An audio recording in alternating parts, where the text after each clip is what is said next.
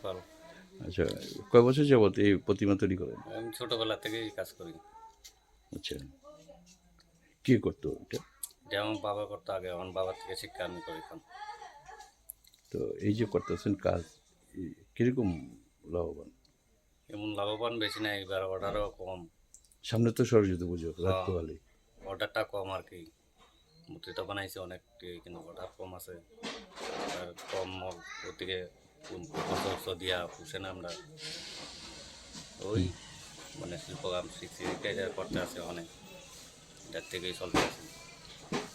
আচ্ছা, এই পরিবার চলে এই প্রতিমার উপর নির্ভর করে?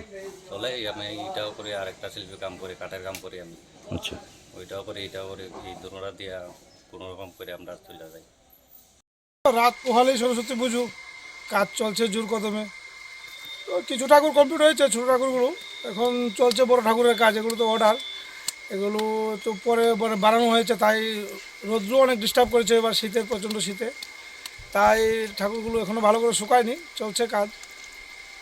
আর তো কালকের দিন পরে পরশু দিনই সরস্বতী পুজো, আজ রাতের মধ্যে মোটামুটি একটা কাজ এবার অর্ডার কতটা পেয়েছেন এবার? এবার আছে ছোটো বড়ো মিলিয়ে 40খানা ঠাকুর আছে। আচ্ছা, বড় ঠাকুর বেশি করিনি, এবার 10-11টা ঠাকুর করছি। প্রচণ্ড ঠান্ডা, শীতেও কাজ করা যায় না, তাই অনেক কাজ ছেড়ে দিয়েছি। আর অ্যাকচুয়ালি বাড়িঘরের পুজোটা এখন অনেক কম হচ্ছে।